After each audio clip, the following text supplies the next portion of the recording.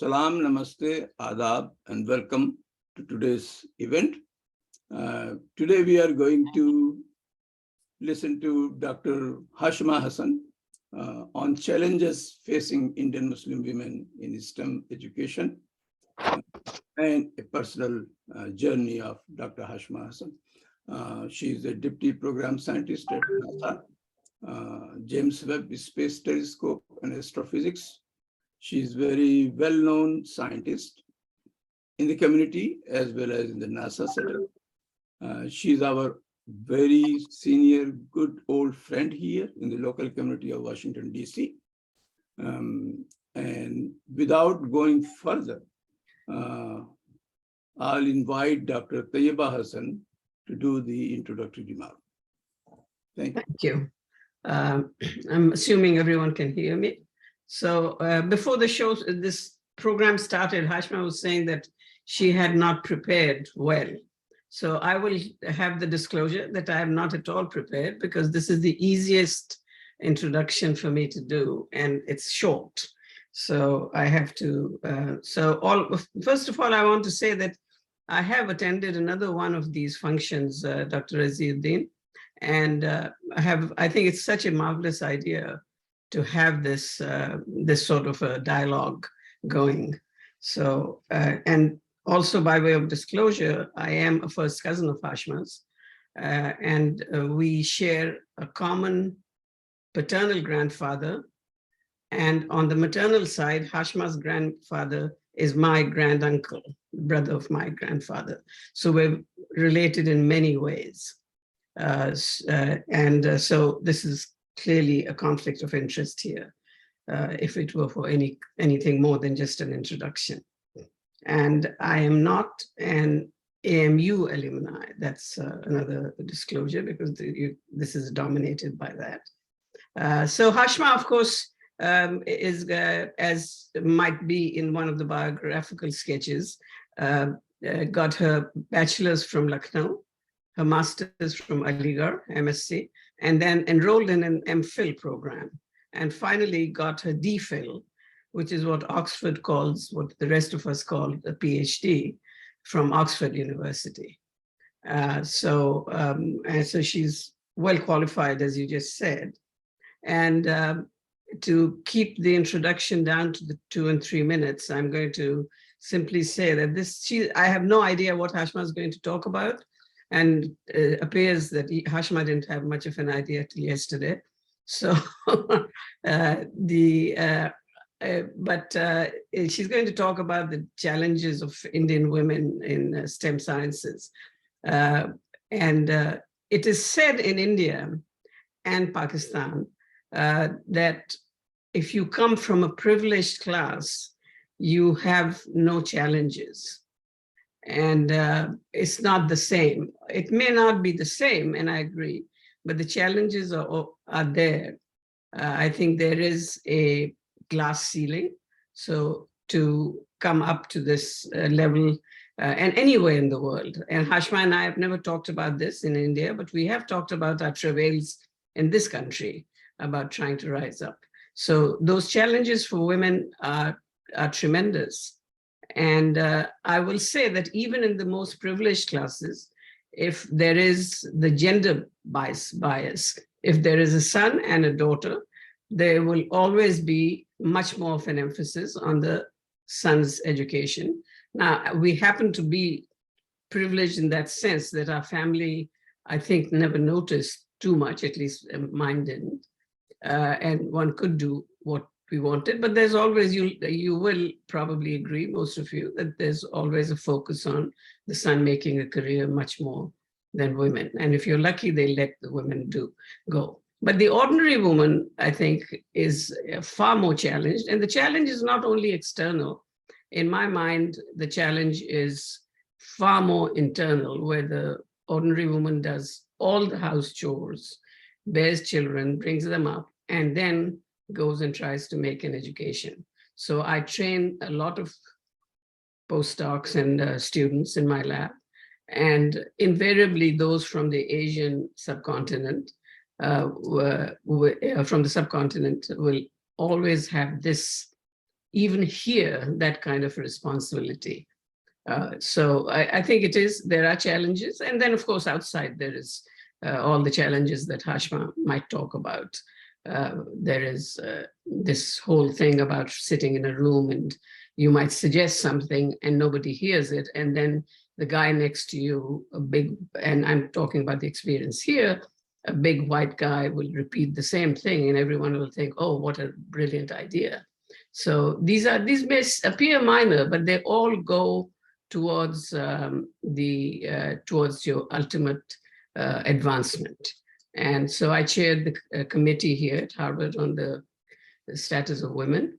And there were some of these very universal facts that came out, which of course I won't talk about again. So I think with that, I'm going to end. I think my 3 or 4 minutes are over, and I want to give Hashima as much time and the discussion for the group. So thank you very much. Yeah. And Hashima, over to you. Okay.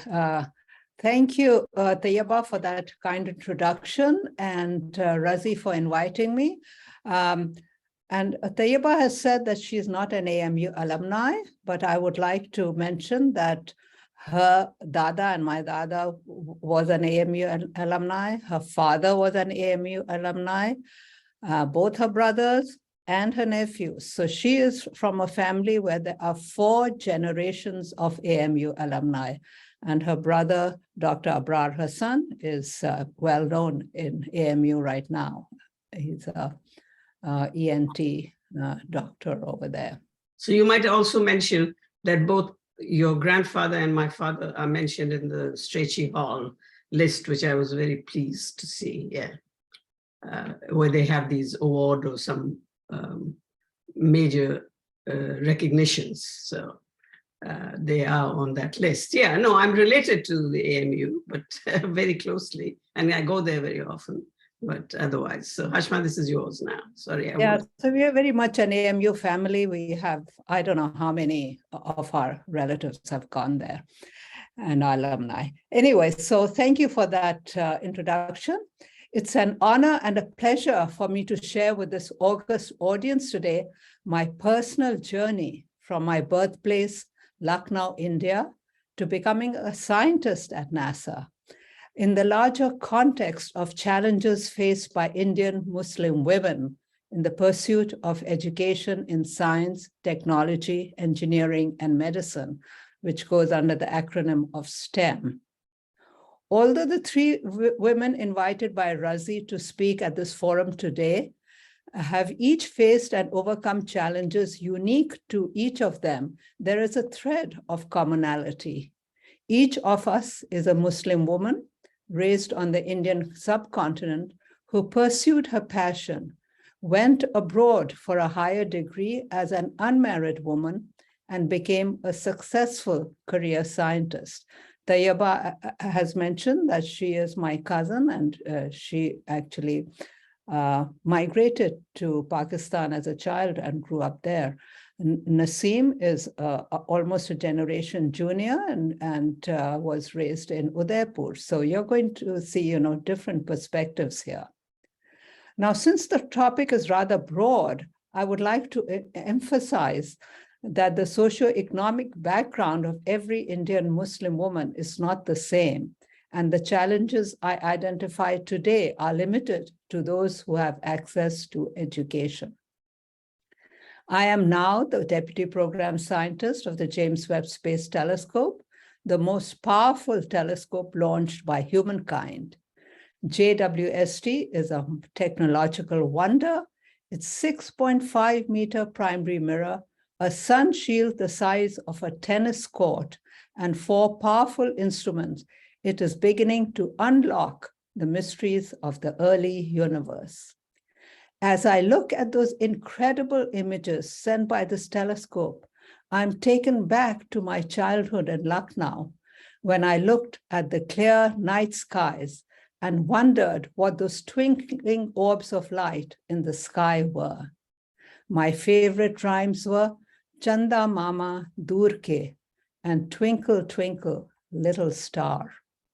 That wonder coupled with the curiosity of how the world worked when in the monsoon season, there was a sudden burst of life with new insects, plants, and flowers. And those were the beginnings of my scientific career, the curiosity of trying to understand the world around me. And that is, the childhood curiosity which every child has and which really makes every child a scientist, though they may not realize it. Perhaps the defining moment came after the launch of Sputnik by USSR, when my grandmother collected the entire family in the backyard of the family home in Lucknow.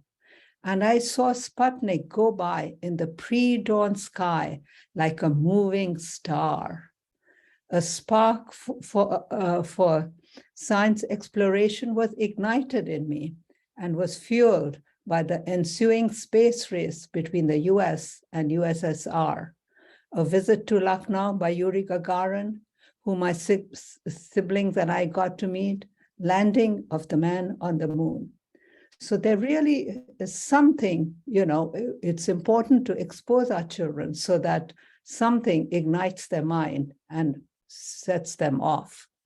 My curiosity and interest in science was encouraged by my mother, who always predicted that I would be a scientist.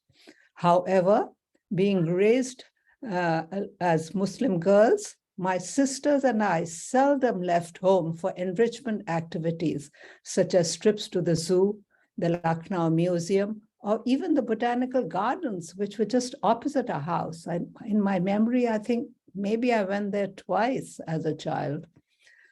I was often the only Muslim girl in the girls' school I attended. And I was fully conscious of it. And I envied my non-Muslim counterparts who were freer to go outside their homes and often had access to more extracurricular activities.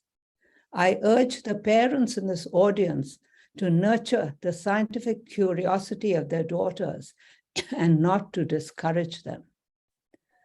I was fortunate to be in the first batch of girls when the girls' school I attended introduced science. Before that, it was the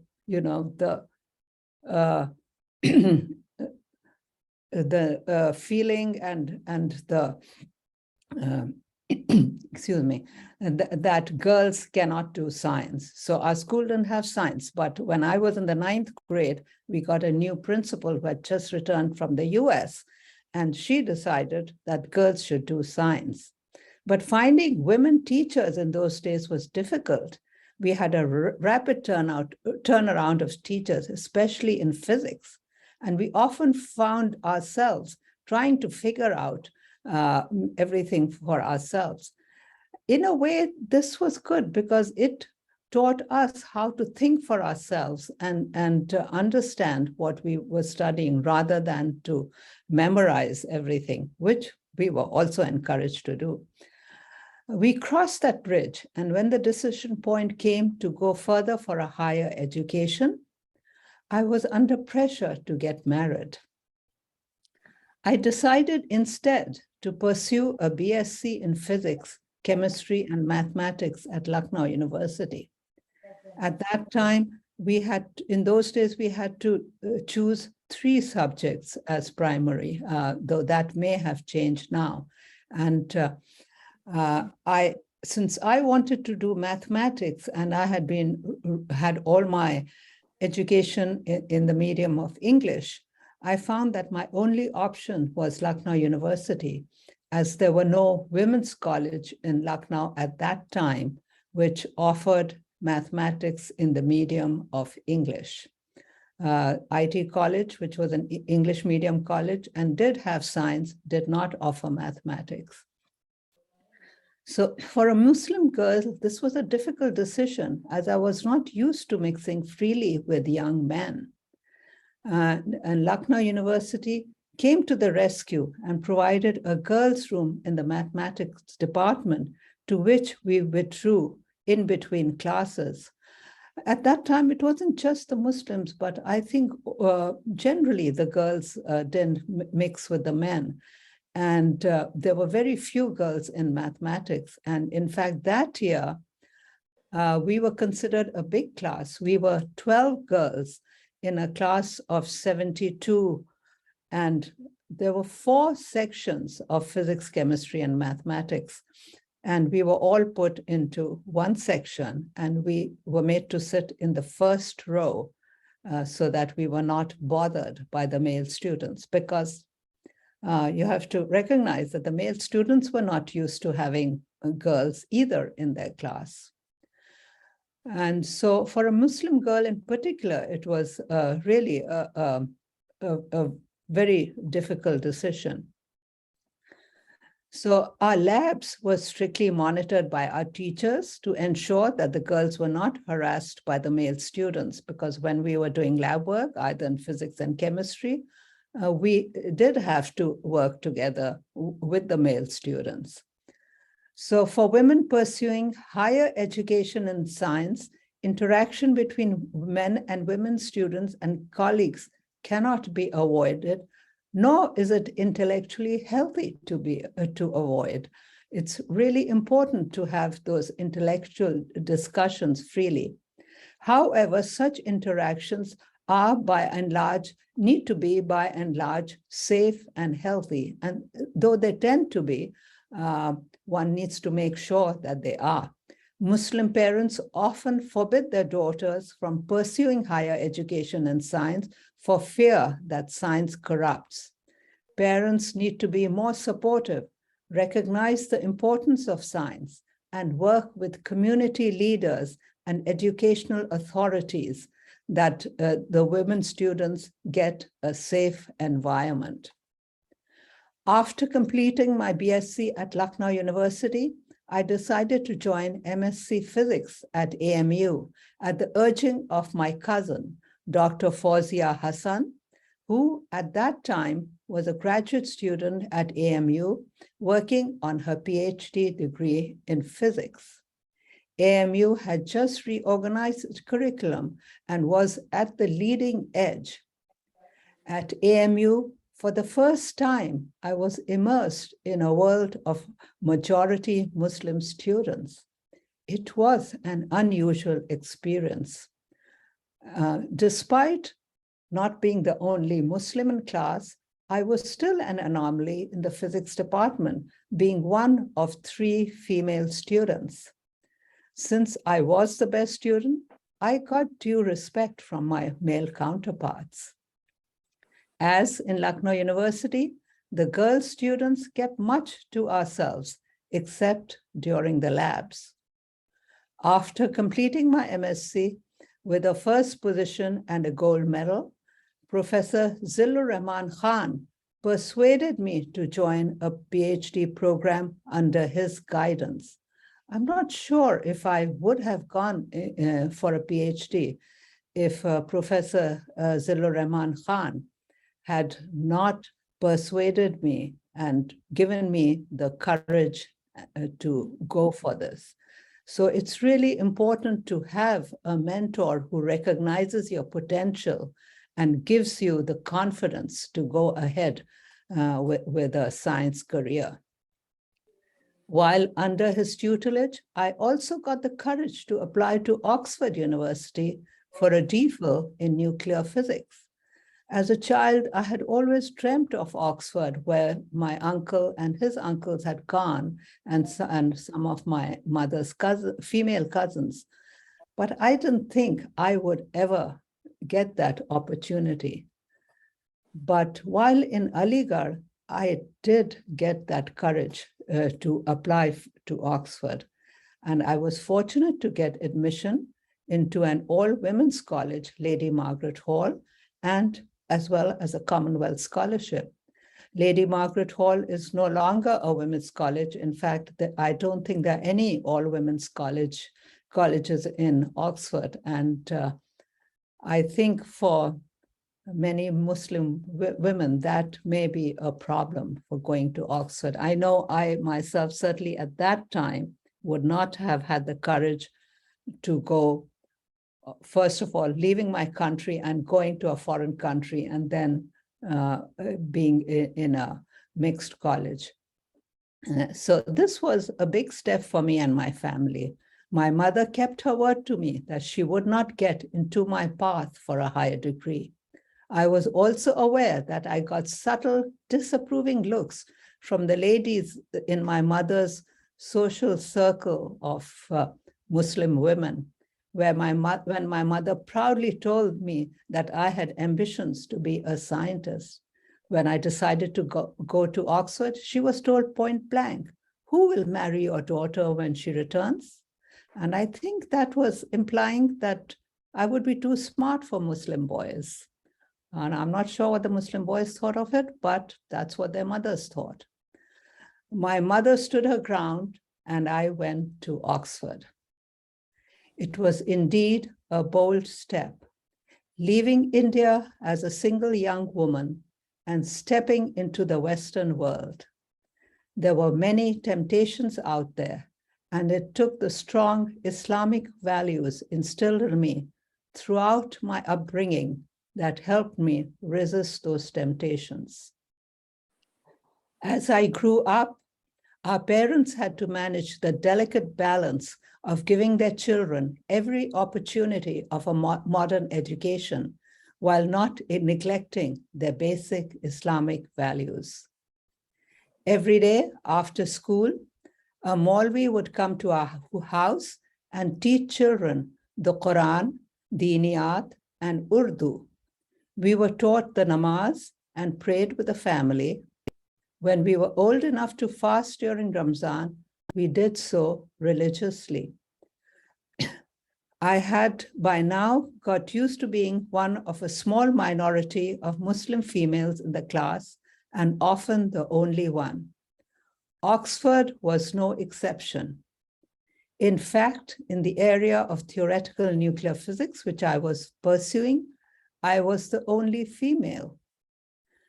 And when they renovated an old building and transferred the theoretical nuclear physicists there, they made a special bathroom for me to which I had a key. That brings me to a more general problem facing young Indian Muslim girls and women in India, which exacerbates the challenges of those wishing to pursue STEM education. By the time the girls reach the age of 11 or 12 years, it is important for schools to provide private and safe bathrooms for their use. We as a community need to make that a priority. While philanthropists readily donate buildings for institutes, there is not a concerted effort to directly fund bathrooms for female students. Continuing my story, I completed my doctorate at Oxford University and returned to India to the big city of Bombay, as Mumbai was called at that time. I joined the Tata Institute of Fundamental Research as a postdoctoral scientist, again, the lone Muslim woman. I did have the comfort of knowing that my aunt, Dr. Asya Siddiqui, and her family were resident on campus. Her husband, the distinguished Indian scientist, Professor Ubaid Siddiqui, was a senior professor there. I enjoyed my time at the Tata Institute. The atmosphere was intellectually charged, and by now I was comfortable working with men. I had learned how to keep them at bay and not to let emotions come between us. The values instilled in me growing up in a Muslim household still made me resist mixing freely with men. This is a very personal decision which will be faced by many Indian Muslim women. And every woman should have the freedom to make her own decision. Some may choose their career over marriage. Some may follow their heart together with their career, while others may choose to be bound by tradition, as I did. The next destination in my journey was Pune University, where I was hired as a lecturer in the physics department. Again, an anomaly. the only woman, the only Muslim woman, one of the only 3 faculty members in the university from Uttar Pradesh, and not Marathi speaking. The other 2 members were the professor of Hindi and the professor of law. The majority of the faculty at that time were Chit Pavan Brahmins. And I was actually asked point blank by people, how did you come here? And I answer, well, I applied and I got selected. And now I think back and I think it's not every day that a PhD from Oxford knocks at your door. So it would be hard to turn me back, even though I was a Muslim woman. And in fact, the Vice Chancellor always invited me to receptions when there was a VIP visiting and made it a point to introduce me as one of his new hires, DPhil from Oxford. I did find the atmosphere at Pune University extremely welcoming. The people were intrigued by Hasan Bai, as they called me. I know in UP, Bai is maybe considered derogatory, but in Maharashtra, it's a form of respect. The university provided me accommodation in an old house converted to a guest house and provided a night watchman. The Pune University campus is actually the main building, used to be the residence of the government of Bombay in the British period. So there are a number of old homes in there which were built by the British. So the university took good care of their Muslim female scientist. By now, even my mother's patience was wearing out, and I was given an ultimatum to choose a husband by the end of the year from the list my family presented. After meeting several people in the lineup, the turn came for Dr. Aftab Ansari, an AMU alumni who was working with the National Institute of Environmental Health Sciences, Research Triangle Park, North Carolina, USA.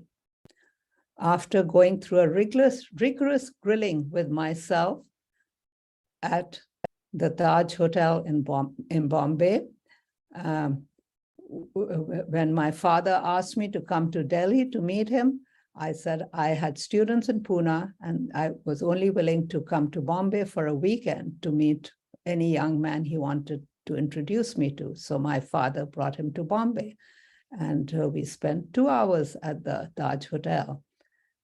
And after that, I told my father, he seems to have agreed to my terms. So my father took him to Delhi, and there he was interviewed went through a very rigorous grilling with senior members of my family. And he had promised me that he would not step in the way of my career. And so his proposal was accepted by my family. He proved true to his word. Without his support, it would not have been possible for me to succeed. He has proved to be an equal partner in household and later childcare responsibilities. For Indian Muslim women to move ahead in STEM education and careers, they need to have the full support of the men in their families, fathers, husbands, and brothers. After coming to North Carolina, at that time, in 1979, in Raleigh, North Carolina, there was a very small Indian community, and the Muslims were even smaller. And I was determined to pursue my career in science. I had come as a new bride and a visa which did not permit me to actually join, to work. I did not have a work visa. So I did something which I later realized was very American. You sell a product, you give a new product free to people, and if they like it, they will buy it. So I went to the 3 universities in the area, and I told them that here I was, a fresh postdoc from Oxford. I wanted to work in the university. I could not accept money. I would not accept money, but if they would let me work there and be a part of their team, I was there for them. So all 3 universities, North Carolina State University, UNC Chapel Hill, and Duke University, readily accepted my offer and asked me to come and work for them. So I decided upon Duke University, since the Research Triangle Nuclear Lab was over there, they had conducted some experiments which they'd had for a year, and they did not have a theoretical physicist to analyze it for them. So I joined Duke University, and after a few months, they said, we like your work and we will sponsor your visa. So I worked at Duke, and by the time Aftab had applied for a green card, our work permit came through, and I applied to the National Research Council. I switched my field to atmospheric science, where there was a EPA lab there, Environmental Protection Agency, and they wanted to understand why there was light pollution caused in Denver, Colorado. So the lesson I want to pass on here to upcoming scientists is that you may find yourself in a position where your main degree is not the one you can pursue, but you can go for something related. So I applied for a fellowship. It was a very prestigious fellowship, and I was awarded it. So I worked for a couple of years there. I gave birth to a son. We moved to Bombay, back to Bombay, because that was the promise Aftab had made me.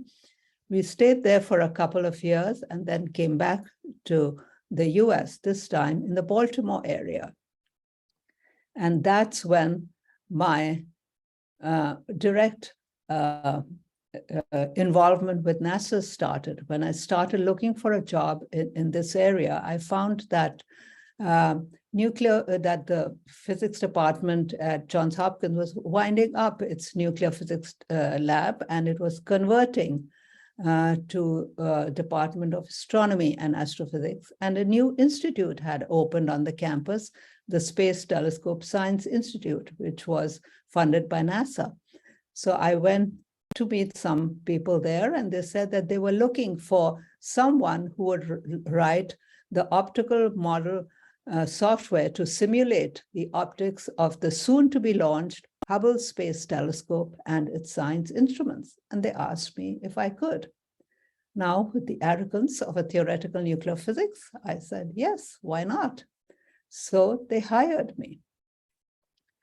And the rest, as they say, is history. I wrote the software. After the Hubble was launched,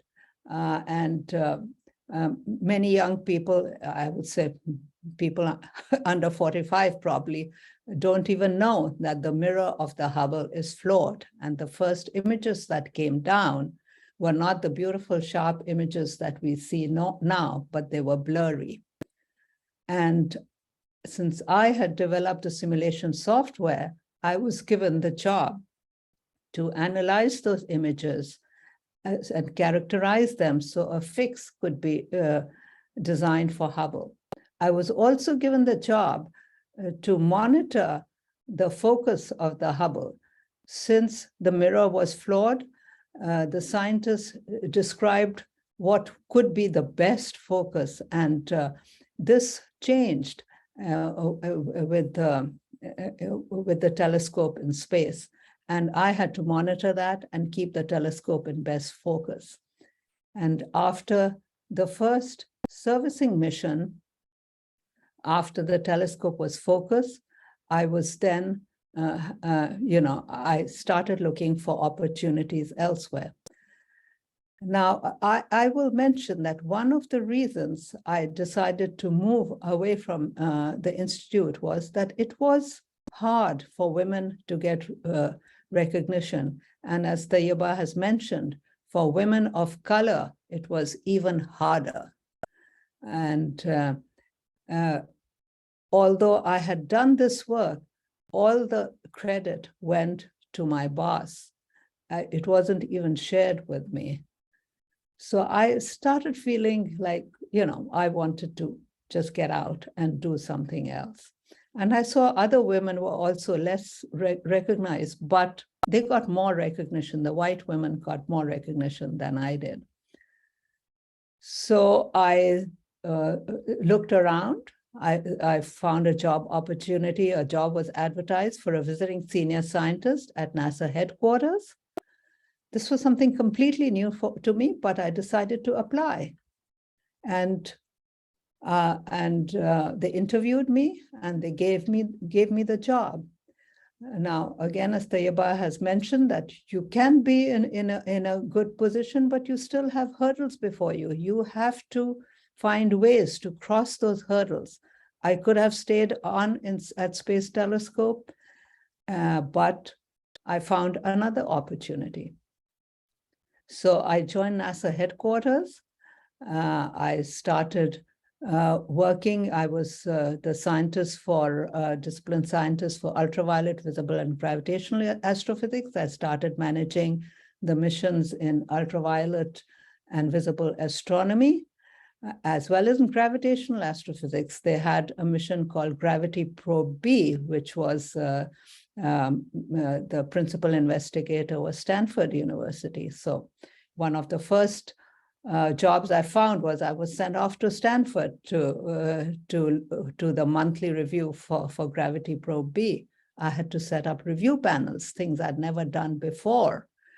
So it was a very, very challenging job, but I had enough confidence in myself that I could do it, and I pursued it. So one thing led to another. I continued in a visiting position, which was then converted to what the government, there's a act, the Interpersonal Governmental Act, under which the government hires temporary civil servants. So I became a temporary civil servant for a couple of years. After that, I went back to the institute, and a permanent position was advertised, and I joined NASA headquarters. But to this day, I think in NASA headquarters, I am the only female Muslim scientist. Well, I'll say female Indian Muslim scientist. There is an Arab scientist in earth science. But when I joined NASA headquarters in '94, I used to sit in a room and I would see that quite often I was the only person of color in the entire room, and very often the only woman. And so that was actually quite an overwhelming experience. But I'm glad to say that almost 25 years later, it's taken a long time, but it is changing there. So I think I will end here and give Naseem her 15 minutes that she deserves. So thank you for your time and attention.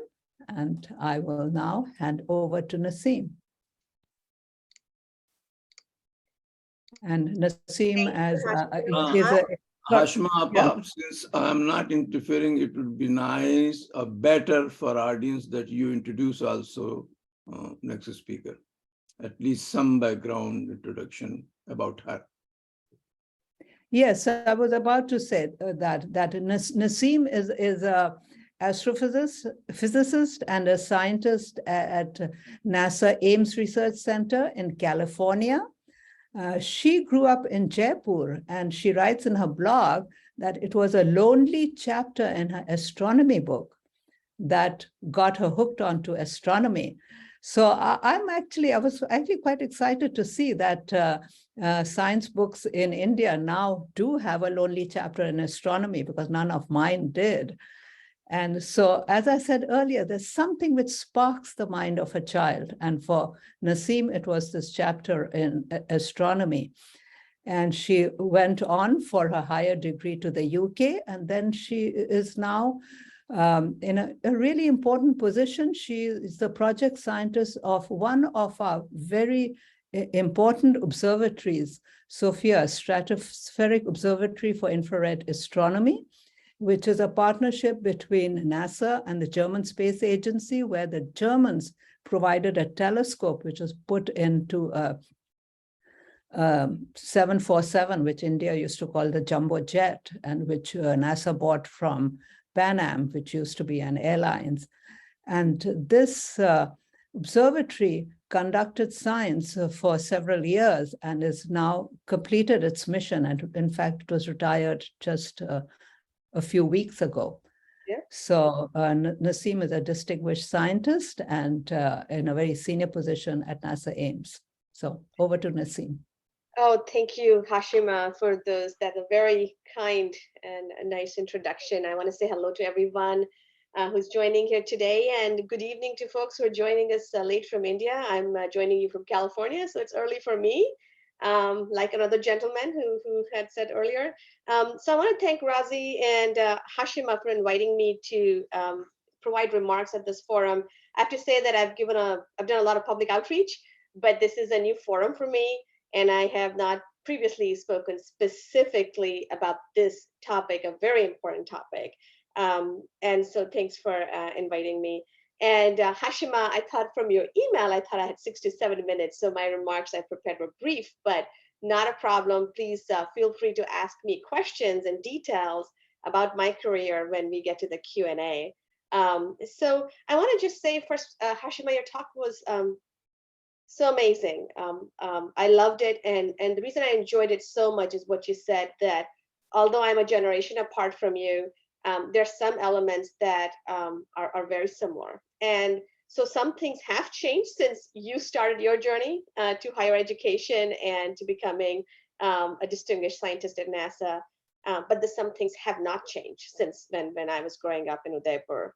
And maybe things are different now, but I don't know about that in India. So I want to say that first, Hashima, women like you paved way for the next generation of women, especially women who grew up in Muslim families like me. I'm a generation after Hashima, and some things are different now. And so I'll highlight some of them. And I'll also pick up some of the examples that Hashima gave just very briefly. And I think one thing that's different now is access to information, right? I mean, even if you are from a most impoverished neighborhood, people have cell phones. And just getting access to information is important for young girls to get inspired in first place. And so I want to get to that point that for me, it was that one chapter in about the universe. It was about distance scales in the universe when I was 16 years old. Okay, and I was not a good student before that. I was not interested in science and math, and mostly because I think that my teachers just couldn't get me motivated and inspired. And I read this chapter, and it was about distance scale in the universe. And for the first time in my life, I realized that, oh my God, the next planet is so far away. Oh, the next star is I can't even imagine that distance scale of, parsec. And the next galaxy is even further away. And I realized how insignificant, how small, how, we are. There's so much to learn in the universe. And that's what sparked my interest. And that changed everything for me. I fell in love with space and science. So I want to say that I did not have any other opportunity up until that point to be inspired, right? So that's number one. There are two parts of the story. There are girls who are already interested in science and looking for opportunities, and their families are helping them, even if whether they're from impoverished families versus affluent families. But the one theme is that the girl who never had access to even get inspired. It's very important. So please expose them to science. That's very important, because I'll tell you that a girl, especially a Muslim woman, a girl who is inspired, motivated, driven, and enthusiastic about pursuing that higher education is a girl that's better mentally prepared to face, handle, and overcome the challenges that will come their way, right?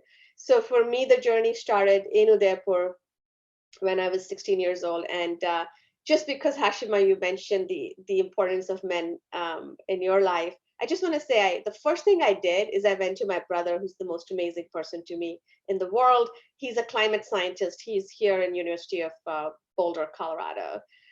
And I asked him, Imtiaz, what do I do? Like, I love astronomy. All of a sudden I read this chapter and what am I supposed to do? He's like, okay, so you need to get to Princeton. Okay. That was his answer, and I was 16 years old. So my destination was in some way set, and I had to now create a path to get there. And part of the journey is very personal. And I just want to tell folks that you can have family, very supportive family community, but there are lots of personal struggles that you'll go through, like marriage and kids and people surrounding you.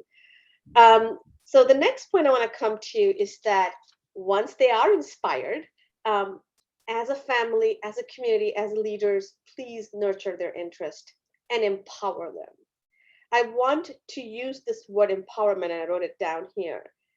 And I know a lot of our families and community may be scared of that word, because empowerment is giving them the control of their life. That's really difficult. And even if they want to, it's a difficult place for our families to give empowerment to their women. And I want to tell people that when I was empowered by my family, because they did not say no to me, they were worried, they were scared, oh my goodness, she's 16 now, she wants to pursue this, and we were thinking she's going to get married and all that stuff. And I want to say that empowering women does not mean that they have to give up their cultural and religious identity or values. And this is something, Hashima, you brought up, that although people are independent to choose what they become once they are set on their path for that higher education, that you found it, that your Islamic values helped you through that journey. And I want to tell families and people online here that when I was empowered, that the first thought that came to my mind was not how to abuse my independence, but how to value what I have learned in my life from my parents, how to take that with me, because that's what was very important to me. I preserved that, the things I believed in, and then of course I adapted and changed a little bit. But that I don't want people to think that the first thing that's going to happen is people are going to change their culture and religious identity. They want that empowerment to again create their own path forward. So, and so the next challenge a woman would face, once you have inspired them and nurtured them, empowered them, is of course to let them go. And I think this is the hardest part, because one of the challenges of higher education is in science is that you will have to let your girls, your kids, leave their hometown to pursue higher education, because not in Udaipur, for example, they don't have the accredited colleges that are accredited for physics and astrophysics. They just don't. So I know I had to leave my hometown and go to Bombay, where I spent 3 years before leaving the country.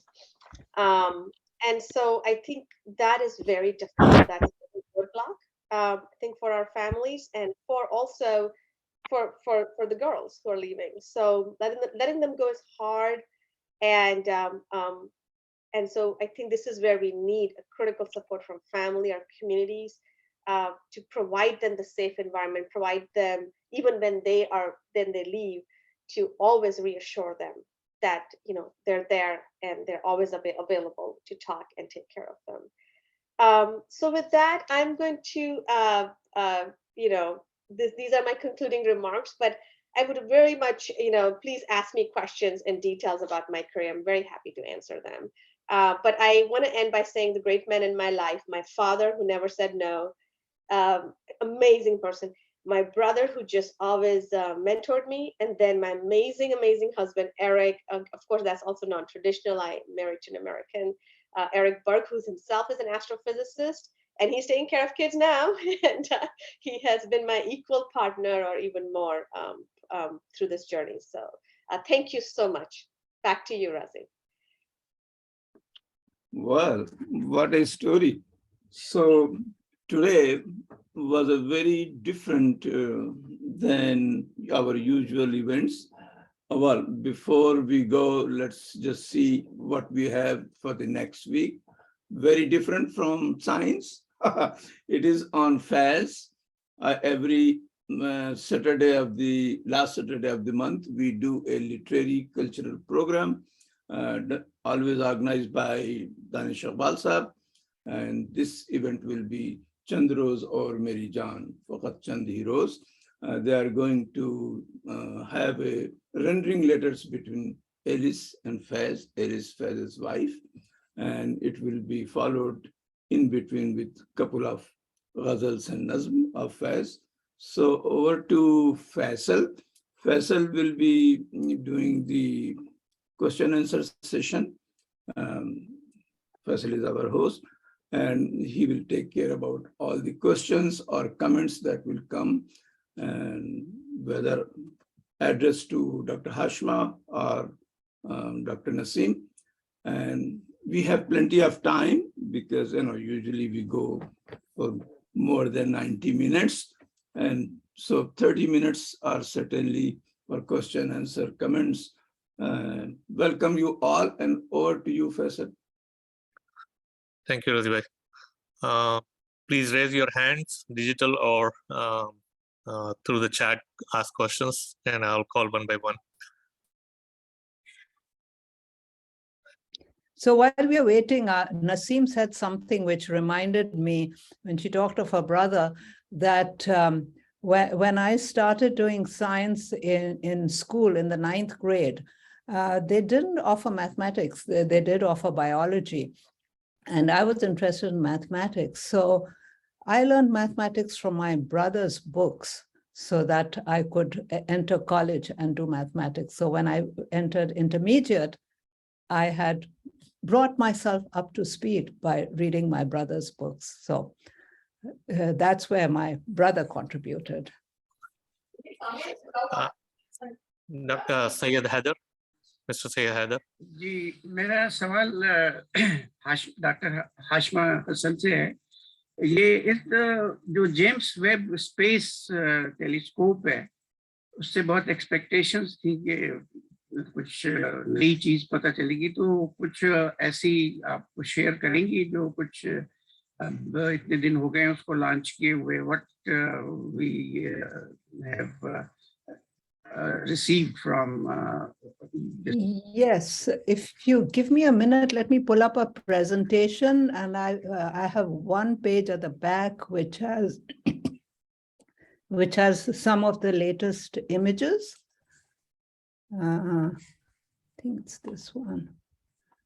So in the meantime, if someone has a question of Naseem, I can another question. That all that is from Naseem, that all that expenses which are being made, and she realizes that we are very insignificant, and all the stars and everybody is very far off. So what's the fun if it is not achievable? Or do you think it is achievable that we can visit the... Okay, so can you see my screen? Yeah, I can see. Okay, so what you see on the screen are some of the images which have just come out from James Webb Space Telescope. Oh my God. The one on the extreme left is an image of galaxies. And these are galaxies which go way back in time. The universe was formed, as we know it, 13.5 billion years ago. And the first stars started forming about 300 million years after that moment, which the scientists call Big Bang. And the light from those stars and those galaxies is just reaching us. And it was very hot when it started, but it has now cooled down. And it's as warm as our hands. And so it's called infrared.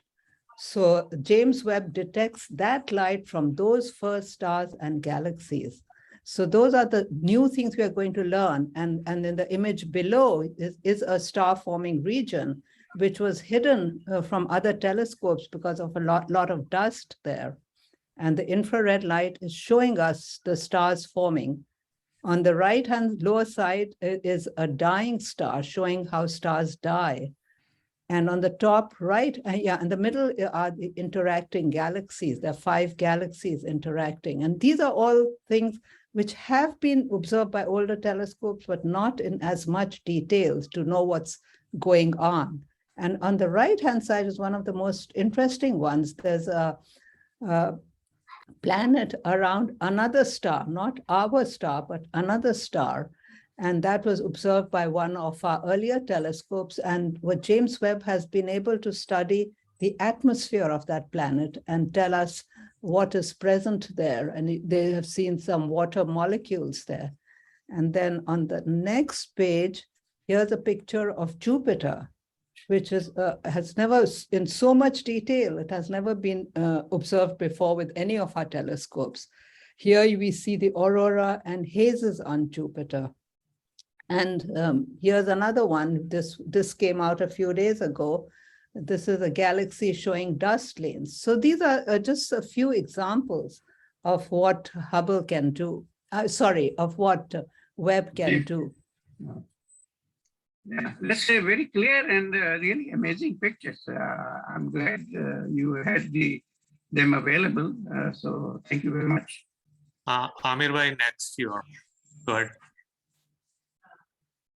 Thank you, both of you ladies. And I have several questions, a small comment, primarily directed towards Dr. Hashima Hasan and also to Dr. Naseem. First of all, I will ask a naive question related to astronomy. What I see is now the images that we are just getting the images from the creation, at the time of creation, which is billions of years. What we don't know is what's happening now. Since the universe is expanding, all these images are coming to me after billions of years. So we have no idea what exactly happening now at this time, and things must be quite different. And is it relevant? I mean, does it matter? The second question I have is, Hashima Hasan primarily, and to you, lady, do you have several identities which seem to be different? I mean, you're a Muslim, you are a woman, you are Indian, you have a color. All these, did it really matter in your march towards the advancement, which you seem to have achieved a distinct position in? As you relate your story, I was wondering that in the end, did any of these disadvantages, I would say probably not, but they don't seem to have much impact on your career and your success. I will stop there. So let me quickly answer, and then I'll hand over to Naseem. Regarding what's happening now is what is things that are close to us. We can see what's happening there with the telescopes there. I mean, our sun is, we see the light which reaches us in 8 minutes, so we know what's happening. If you want to know what's happened to those objects which were created 13 billion years ago, yes, it will take time for us, for that light to reach us. But what we infer is by looking at the objects in between. It's like if someone comes to Earth and wants to know what the human life looks like, they'll see a baby, and then they'll see a child, and they'll see a woman, and they'll see they'll see a grown-up person, and they'll see an old person, and they might see a dead body, and then they'll see, oh, so this is what a human life is like. So it's something like that. You know, we see new stars, we see mature stars, we see dead stars, we see big stars, we see small stars, and similarly for galaxies. So that's my quick answer. The second one, the different identities. Yes, it is difficult to juggle through them. Of course, you're not conscious all the time that, hey, I'm a Muslim, hey, I'm a woman, hey, I'm a woman of color. You do have to fight those things. In fact, yesterday, one student was asking me this question also. And the one main thing which Tayyaba also mentioned, and I did, is that you don't get the recognition you deserve. You have to be better than the best to get ahead. And yes, we've all got ahead. I am now deputy program scientist, but I'm not the director of of the division. I got a senior executive service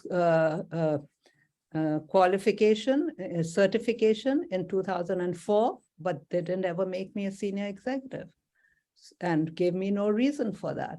So definitely it does come in our way. And again, as I told this person yesterday, that I'm a scientist, I don't have scientific data to support this, but this was my own personal experience. So I'll hand over to Naseem. All right, so thank you, Hashima, and I'll start by answering your astrophysics question just very briefly as well. There were two. So in addition to everything Hashima said about the universe, one thing cosmologists do is that we study the universe in a couple of ways. We have cosmological models that tell us how the universe started, where we are right now, and where we're going. So they can actually predict those three phases of the universe based on the data we have. And it's amazing how close we get to the actual observations in some cases. So that's called precisional cosmology, and that's one of the things we'll continue to do with Hubble and Webb. The question of, and the other thing we do is we use galaxies as probes to study the cosmic history. So how the first stars came about, how the first galaxies came about, and intermediate stage, and where we are right now with where we are in our own galaxy, the Milky Way, and where we're going to go. So universe will continue to expand. And if you're here billions of years later, if you're still on Earth, which is not possible, you will see nothing in the sky because everything would have drifted apart, right? So there'll be no stars. So that's how cosmologists predict that. The distance scale, I know there was a question about it, and I want to say that the distance scales, yes. So do we have a chance of going to the next planet? We'll start with Mars first. We have a NASA Moon to Mars program. We're going to send humans back to Moon, and then we'll make our journey towards Mars. So baby steps, but these are baby steps in your mind, but huge steps for NASA to get us there.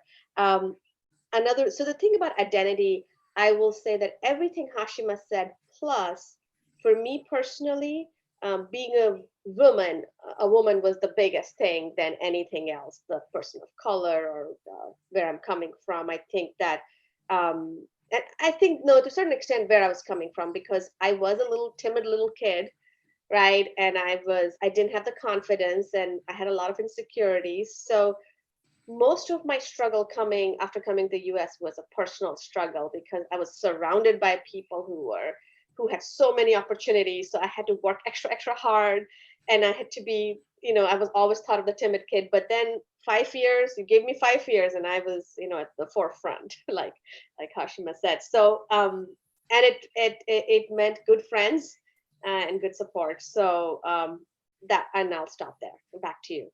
Basil. Thank you.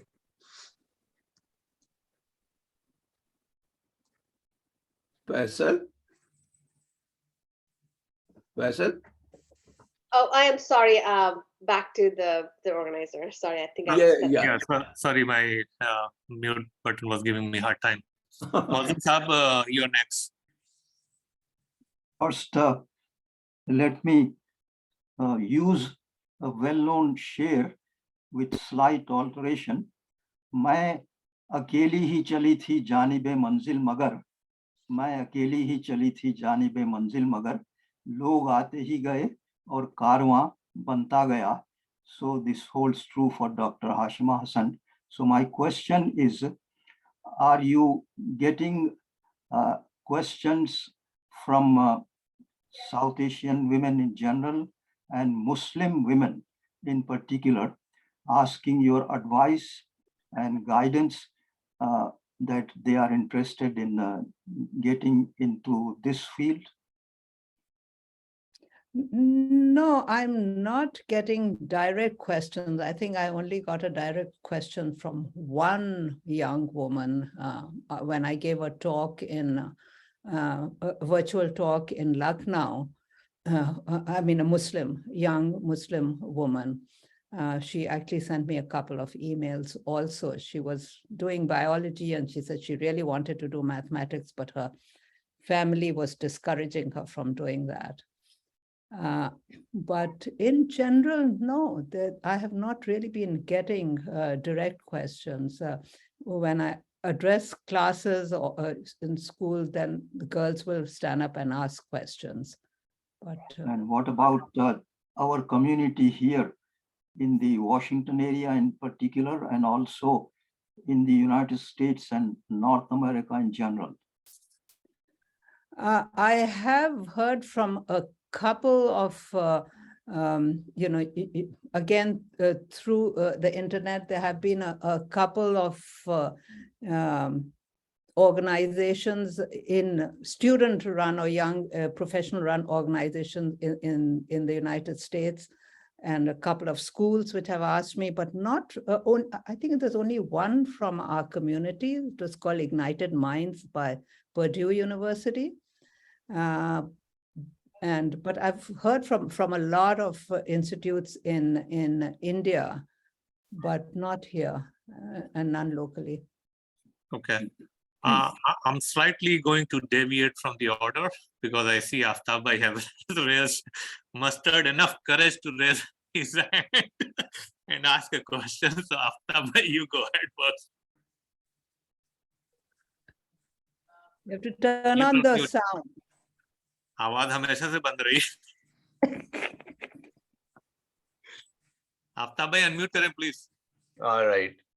I really don't want to jump the queue. So if it is okay with you, Faisal, go ahead with the current order. Thank you. Thank you very much for your consideration. Yeah, sir, Naqvi Saab, you are next.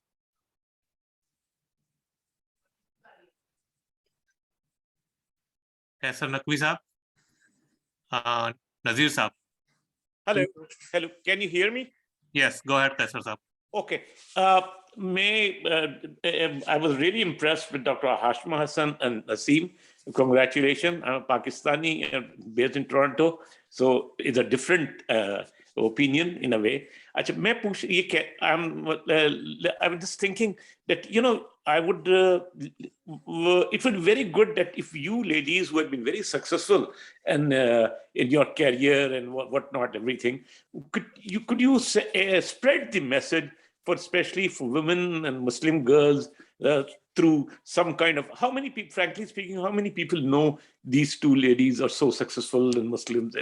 So it's through a blog or maybe on a YouTube channel or something like that. That will be, a big service so people can follow. I will, Mazam Siddiqui Sahab said a share, so I will also say, Maulvi Ismail Meerati ka बारिश का पहला खतरा कि गंगूर घटा तिरली खड़ी थी और पर बूंद नहीं पड़ी थी हर कतरे के दिल में ये खतरा कि मैं हूं एक नाचीज खतरा. So please do that. Thank you. So I got recently a request from a Pakistani who does, he's I think University of Massachusetts. He does a program called Kainat Ki Chai, which is targeted towards Pakistanis to encourage them to go into science. So I did do, an interview with him.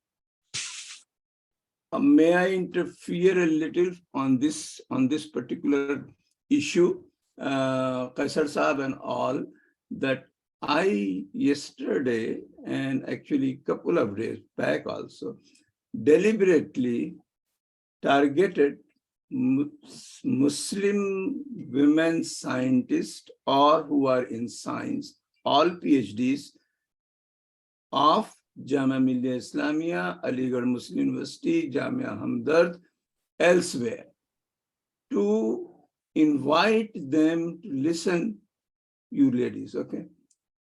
And at least I picked up 70.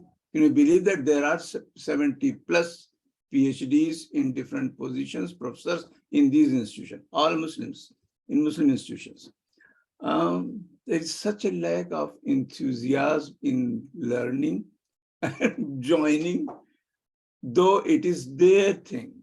The title says STEM education for Indian Muslim women, but you don't find them to really get a kind of sense that or feeling that they are really determined and will. I mean, what can I say? So let's move beyond that. Okay, Nazir Saab, you're next. Thank you very much, Dr. Hasan. Very fascinating and inspirational lecture. It looks like our professional paths have crossed many times, although I'm a few years ahead of you. Back in '61, my first task at Caltech was to characterize solid propellant rockets. And in '64, I worked with the Von Braun's group on the moon landing project for a whole year. More importantly, on the Hubble Space Telescope, I was one of the chief engineers, and some of the things that you mentioned, I can directly relate to them. You mentioned the primary mirror. The primary mirror was ground under my supervision. I was the project manager on that. My folks built the zero-G float. Fortunately, it was a low frequency error, and people like you came along and the OPD was corrected. That was very fortunate for the world. But the secondary mirror was even more of a challenge. The secondary mirror was ground to 1/700th of the wavelength of light in the visible. They didn't know how to float it. That invention was mine. I got 2 patents on it. By the time it was, Perkin-Elmer was acquired by Hughes Aircraft. And I shared that with my grandchildren, that yes, indeed, I had a great deal to do with the Hubble. In any case, I have a question. When we were in the Karnataka State Knowledge Commission from 2013 to 2019, we discussed the issue of women's participation in STEM. And usually the conversations, these were all the vice chancellors of the state and so on, like a singularity gravitated towards the destruction of the public school system. It starts very early. What has happened is that the destruction of the public school system has forced people to go to private schools, which are mediocre, and the Muslims, being the poorest of the poor, they cannot afford to send their children to private schools, and it builds up from there. I wonder if you have some insights, either of you. Accomplished ladies, my hat's off to you. God bless you. उसने message किया है, खैर बताता हूँ.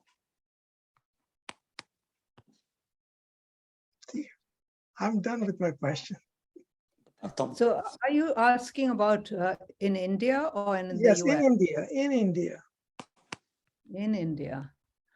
Yeah, I'm not so familiar with what's going on in India, but I agree with you that the public system needs to be strengthened to give an equal opportunity to everyone. I don't know what we can do about it. So, Naseem, have you any thoughts? No, it's the same thing. I think, however, growing up in Udaipur, my sense was, and I don't know how it is now, that the public school system, public schools were great for, poor people. But again, the education was mediocre there as well. And so, I thought that families were cutting everything else in their life and saving money to send the kids to the private school. So I saw that opposite effect when at least I was growing up. But nonetheless, your point is correct. There has to be a public school system. Otherwise, not everybody can afford private schools. So to just get the basic education or literacy. So yeah, I would say yes. But again, I'm not in a position to say what's going on and how it should be changed. Yeah, thank you. Nawab Siddiqui Saab, you're next. you have an amazing career, Dr. Hashima, and you're very successful. My question is that how white American women in your field, there are not too many of them either. So how would you compare yourself with them? So how do they feel? Is that what you're saying? No, what I'm saying is that the American white women are not too many in physics also. Yeah. So Yeah, certainly you're actually exception that you came from India and you're very successful. And even white American women are not too many in physics. Well, in my field, in astronomy, there are actually several white women who are very successful, as Naseem will tell you.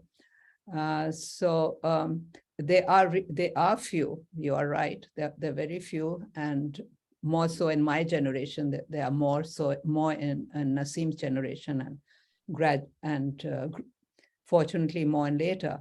They have had to fight also to get ahead, and they have told us, and especially in astronomy, it has been hard because you have to. Before space telescopes were discovered and modern technology was discovered, people actually had to go to telescopes at night to make their observations. And that was a big deterrent for women. And actually for me also, when I joined Lucknow University, I wanted to do astronomy. But as a young woman, there was no way I was going at night for experiments. So that is a battle which the white women have had to fight as well. So, as I said, but there are several of them who have got ahead and have done very well. So, Naseem, have you anything to add to that? No, I think you're absolutely right, Hashima. We have seen a lot of change there. So there I do have statistics a few years ago that in the United States, when we get to graduate school, which is for the PhD program, the ratio now is, it's 50-50. Women and men. Now, I cannot tell you in the women how many are white versus colored women or minority, but that's great. And I think the pipeline, or what we call a broken, leaky pipeline, starts around after PhD as a postdoctoral career, when women of any, it doesn't matter white or colored women, have to decide, marriage, children, and still getting to publish and get their grants. The leaky pipeline, we say people who quit after that, is around the postdoctoral career or postdoctoral phase. So you will start seeing the percentage of women then going higher and higher, reducing, and that's still an issue. Okay, thank you.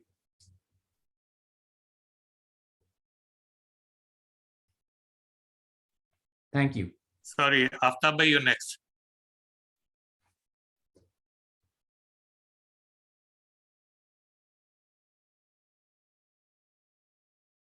Aftab.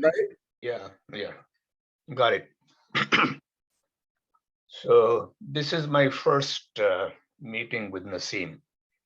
Assalamu alaikum. I'm thoroughly impressed by your presentation and your career path. As far as Hashima is concerned, she never ceases to amaze me and impress me. I always remain in constant awe. इसीलिए शादी maintained अच्छी तरह से. जी, सही है. Said this in public. Right. So I will come back to a question specifically for Naseem about James Webb telescope and what it is doing and how it works.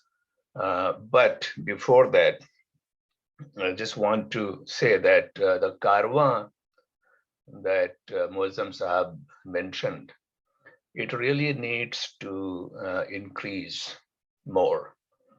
And you two women and many more others, they should get together and find ways to provide a forum where the less privileged women get some empowerment. I don't know how to do that, because we get to see those who were privileged to begin with, and every facility was available to them. We don't get to see women who are less privileged. So you have to figure out some way to do encouragement and empowerment of those. I want to narrate another part of Hashima's story that she has not mentioned. And she said that we came back from Bombay. And when we came back, we had 2 children at that time, ages like 1 and 2.5. 1 and 2.5, Sadiq and Sajid. Okay, so they were 1 year and 2.5 year old. And Hashima wanted to continue her work, and the only thing she could find at that time right away was back in North Carolina. And that meant that she would be in North Carolina and I will be here in Baltimore at Johns Hopkins. Yes. So we were separated. And the question was, where would the children live? So they lived with me and with my sister, Noor Jahan. So she was the mother. My sister became the mother of the 2 children during that time. And on the weekends, either Hashima will travel back to Baltimore, or we, all 4 of us, me, my sister, and the 2 children, would drive to North Carolina. So that continued for some time until she got a job at a place, Space Telescope Science Institute, next to Johns Hopkins. Yeah. So that's 3 months. 3 months. 3 months. Okay. Yeah, I have seen like 3 years to you, but it was Right. 3 months. So my sister also played a very very important role in our lives. The question that I have relates to James Webb Telescope. And I can talk to it about it to Hashima later, but specifically Naseem, if she could address this question, I would be grateful. So James Webb Telescope sees something that is coming, the light that is coming from long time ago.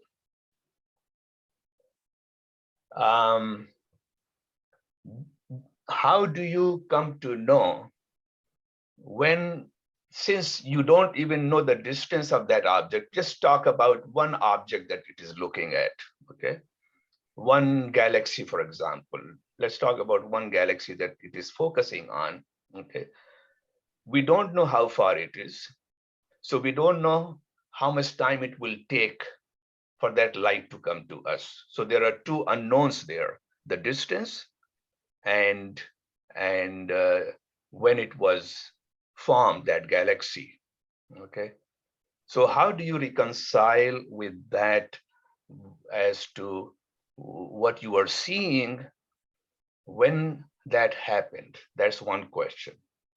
The other question is, how can you use this telescope to know what is happening now to that particular object and what will happen in the future to that particular object? So we're talking about one object and one telescope. Naseem, please. So I'll say Yeah, I'll address that. And then Hashima, please feel free to add. So the reason we do know where these galaxies are is because we do what's called spectroscopy. So we know by looking at one of the molecules or elements that we call spectra. Spectra means when you spread the light over different colors, like a rainbow. And these molecules have very specific frequencies.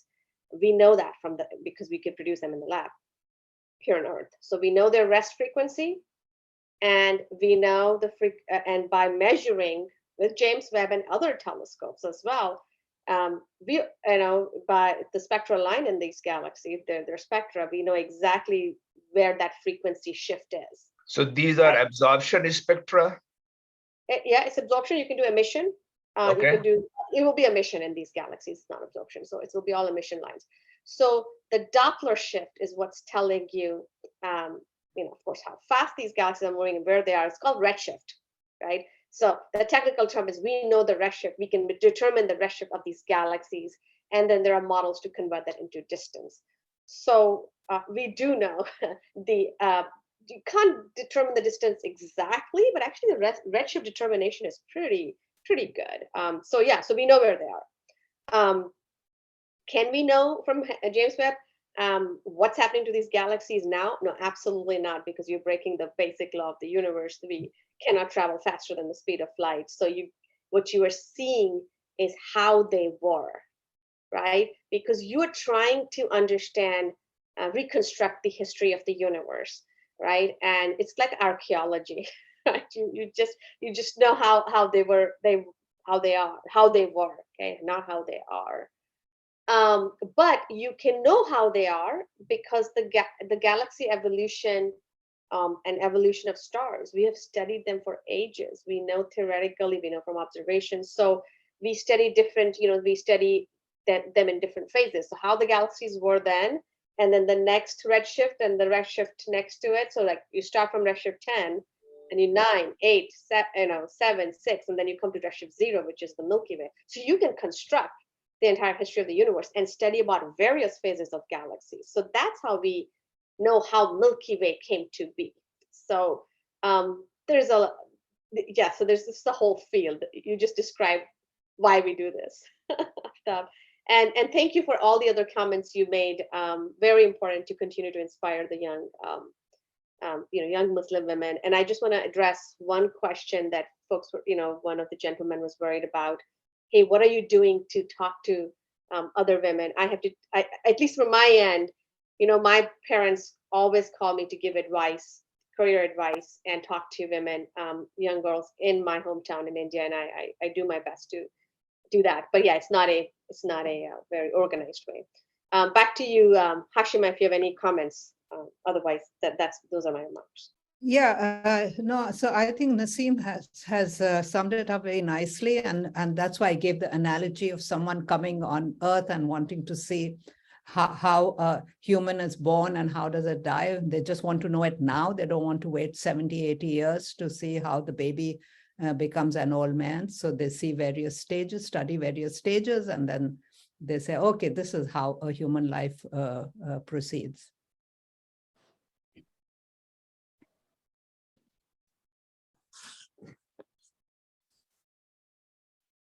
All right, the next person is Iltafat bhai, you're next. Okay. Asha, thank you so much. I don't really have questions. I have a couple of comments. But first and foremost, I feel like I'm in the royalty of science here.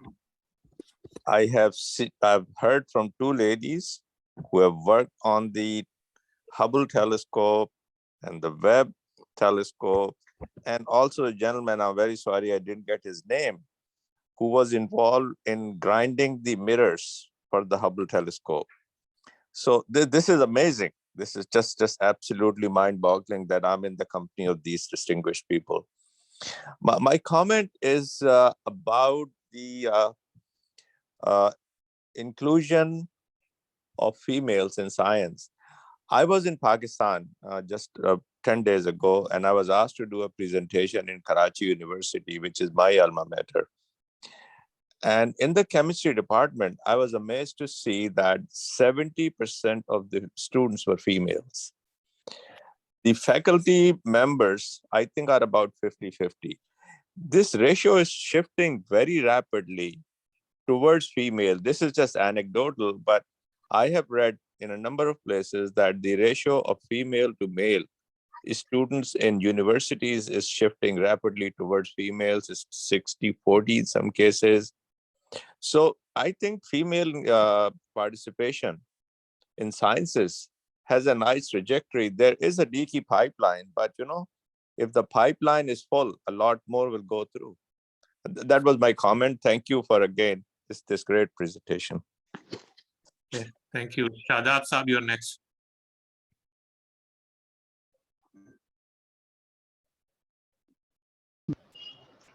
Thank you so much, Faisal Uncle, for giving me chance to speak. Actually, I heard about this meeting from one of the professor, retired professor, Michigan State University, because last year I was Fulbright foreign language teaching assistant. Right now I'm in India, I'm in Mumbai. So I'm so thrilled and I'm so happy to be here and to hear about Dr. Hashima Hasan and Naseem. I am a language student, but I don't know why people in India, especially from Aligarh Muslim University and Jamia Millia, women are not, even students are not very much interested, as one of the member of this meeting said that already he spreaded the news that this meeting would be happen.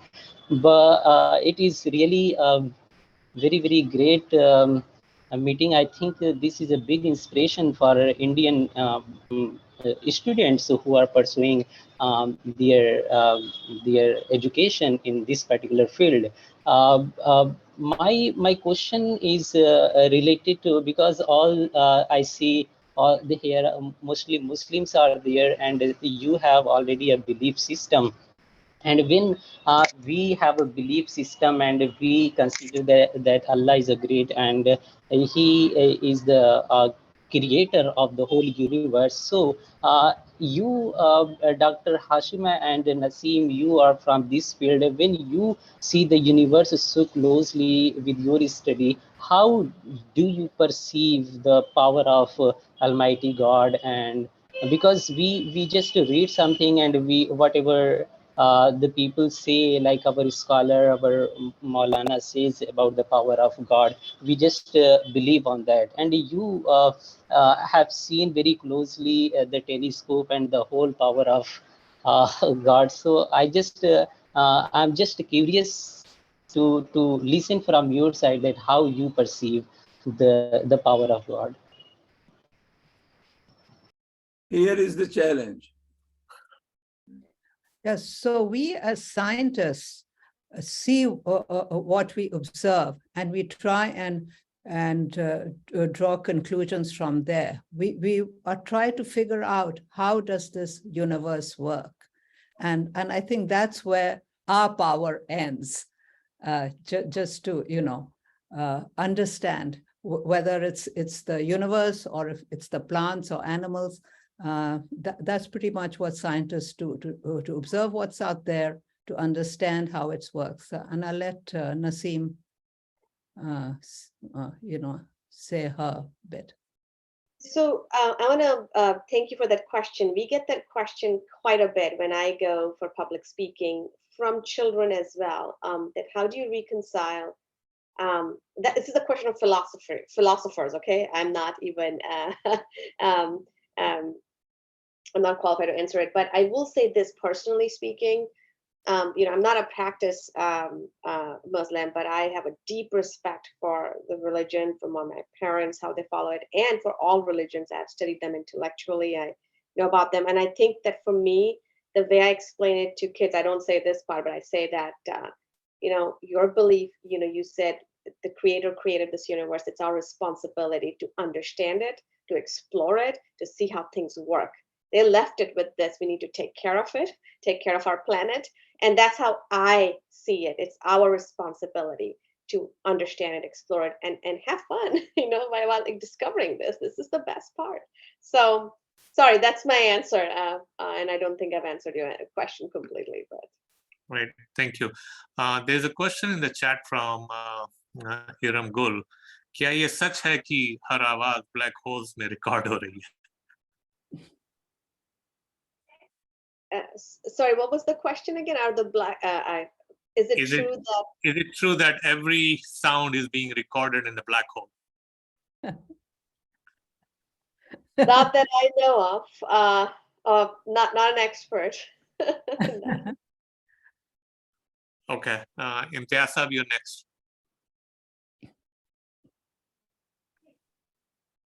Assalamu alaikum. My question is, if Webb telescope is focusing on very early galaxies, and as I understand from the presentation, it's like 13.2 billion years ago, which is 13.5 minus 300 million years, which was mentioned. So that light, of course, the common understanding is it was very, very hot galaxies. Now the Webb telescope is focusing on infrared only, as I understand. Now, infrared is certainly part of the total spectrum, but what happens to the rest of the spectrum? Why is that ignored? So I wouldn't say it's ignored. We have other telescopes there. There's the Hubble telescope, which is observing in the ultraviolet and visible. The Chandra, named after the Indian scientist Chandrasekhar, which observes in X-rays. The Spitzer, which just finished its observations, that observed in the far infrared. Sophia, which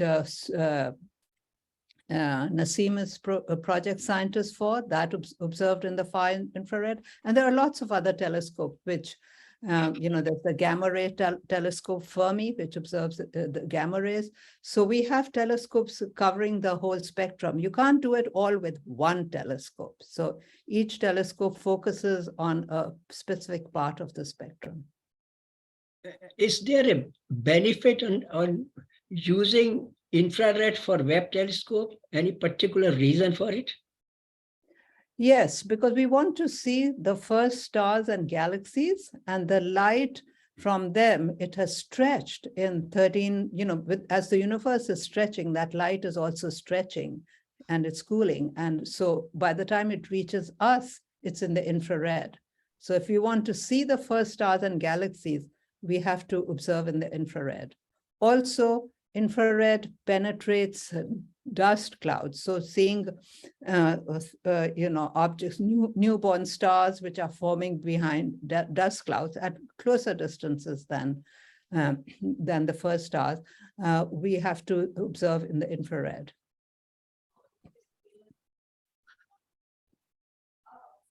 Okay, I don't have any more questions or any I have hands. a question. Faisal, Okay. since Yeah, go ahead. nobody's asking anymore. What I would like to say is that we do not have, or at least the scientists don't have answers for everything. I mean, knowledge is evolving, and I guess it will continue to evolve. Maybe, my humble opinion, maybe we should keep the faith separate from the questions of astronomy, astrophysics, deep science, whatever. In time, maybe it will unravel, maybe it will not. The question which I would have liked to ask is that now Hubble telescope is obsolete. You're not using it. Is it still adding to the debris in the sky? I mean, is it still going around?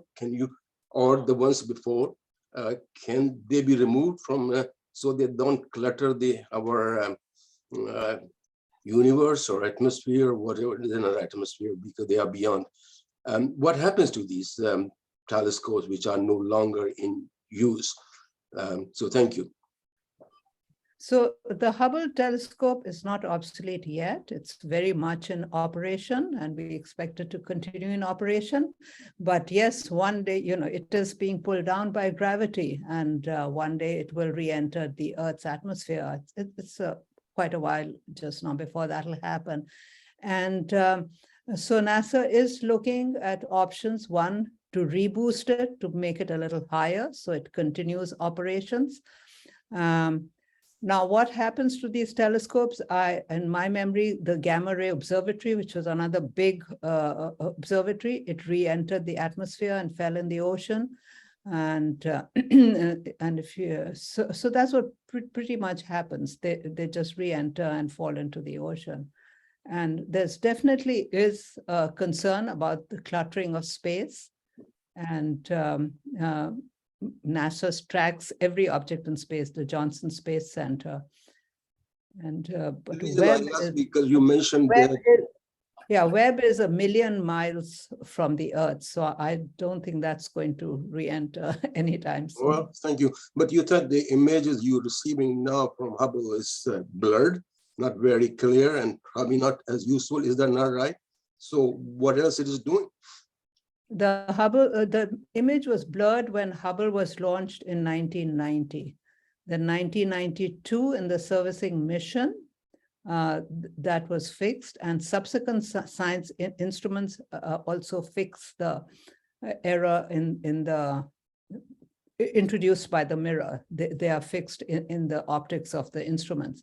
So the images that started coming down from after the first servicing mission in 1992 have been perfect. And so Hubble is very productive.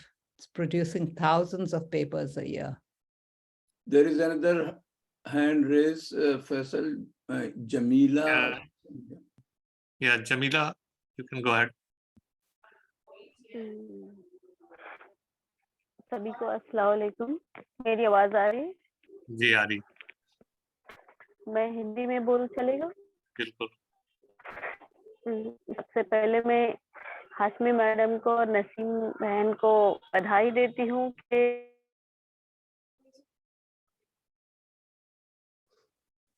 I think we may have lost her. Yeah, we did. So Aftab Bhai has raised his hand again. So go ahead, Aftab Bhai.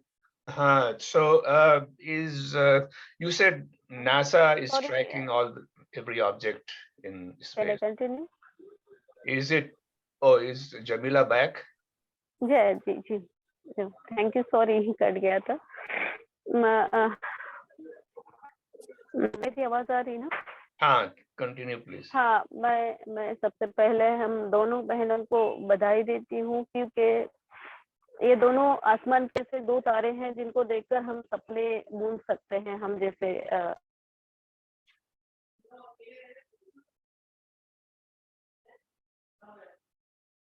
I think we lost her again. She got a bad connection.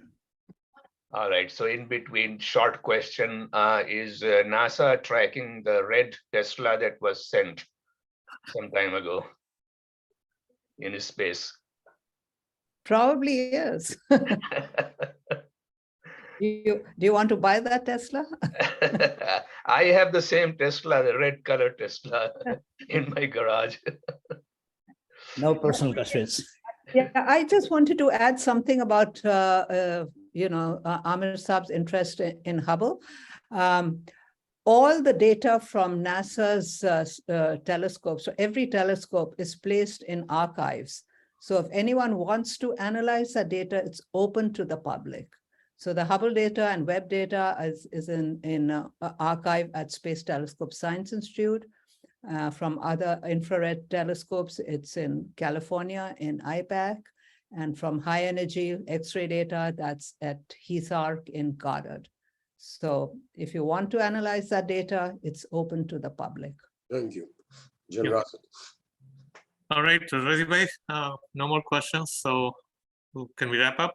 I have a quick observation, if I may. So, Faisal, you can Go leave. ahead, Razi, Tariq bhai.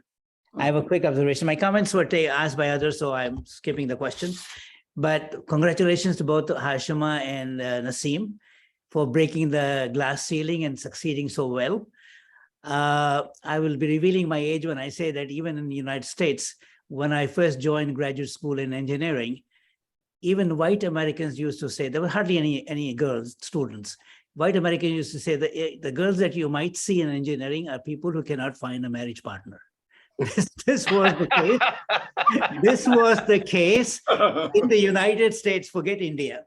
Actually, at that point in time, India was doing slightly better because engineering and medicine students were starting to come in, and it was more so here. And things have changed, thank God, for the better. And in overall universities, there are more girl students than somebody observed. But going back to you all, both of you, you guys have come from some privileged families in which education was highly sought after, and they did not have too much of a problem with a girl student going overseas. You know, in India, a Muslim girl student sometimes have even a harder time getting to another city or another state for education. I mean, for most Indian Muslim girls, that happens to be true, let alone go overseas. It is there where I find that what Dr. Raziuddin has done today, and when he was trying to invite people to attend or ask questions, to have a bigger outreach to those people, that they would see that this is possible, that there is no problem in girls going overseas and getting higher education, and succeeding in all facets of life. And I wish this can continue, because this is going to be hard work. It's not going to be easy. Another thing Razi does is puts it on YouTube. Maybe that can be exploited and sent, to various departments and institutions, so that people can see a success story and maybe follow it in the future. That's just an observation on my part. Thank you very much. Thank you. Razi bhai, you wanted to bring this? Yes. Oh, yeah. Sorry, I forgot. There is a special gathering tomorrow. It is not a regular part of our Saturday lectures. This is a group discussion, a very important group discussion going to take place tomorrow at 11 same time, but with a different Zoom link. And if anybody is interested, either contact me or Faisal, if you can put in the chat, that's fine. This is about a Rahmani 30, which is the in the entire northern Indian belt, the most successful NGO for promoting education, and have a real great successful story. They are now putting their chapters in Karnataka, Tamil Nadu, Bombay area, all that. And in Bihar, they are very extremely successful. They are trying to put in UP. So Suhail Sahab, who is now their point man promoting this idea, he is an IITian, very successful person. He is going to put a sort of group discussion talk. Aftab bhai, if you can make it, is a really important thing. And Nazir Saab will be here there. And I've invited 50 other people who are more serious about promoting education among Muslims in India, or in general for poor deserving candidates. So please feel free to join tomorrow.